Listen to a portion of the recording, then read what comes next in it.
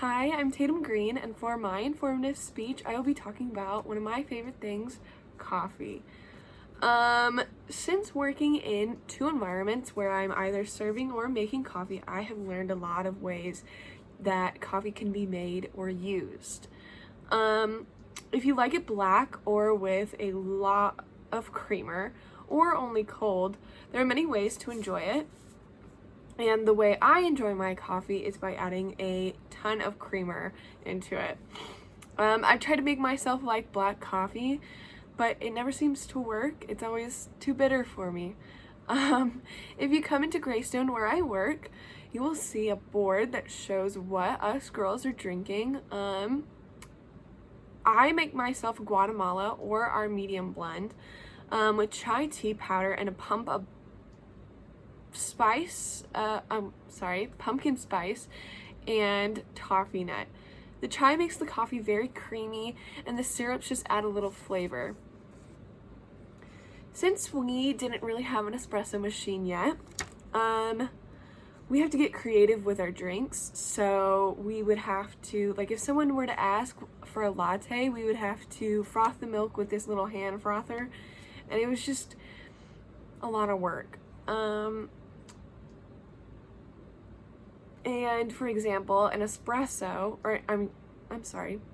latte is a shot of espresso with frothed milk. Since we didn't have the espresso or the frother, we weren't able to make lattes, so what we would make is an Olé, which is the frothed milk with a little hand frother. It wasn't warm, so it was just cold milk going into hot coffee, so it would make the coffee really cold, and it just didn't really work out that well.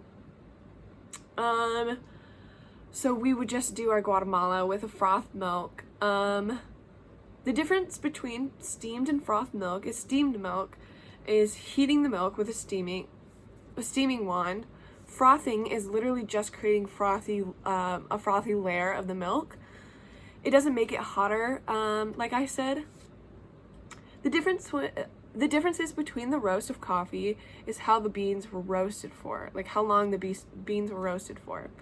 If you didn't know anything about coffee, you would think that the darkest roast has the most caffeine.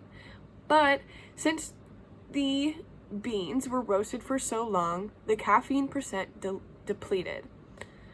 The lightest roast of coffee has the most amount of caffeine since it was only roasted for such a short amount of time.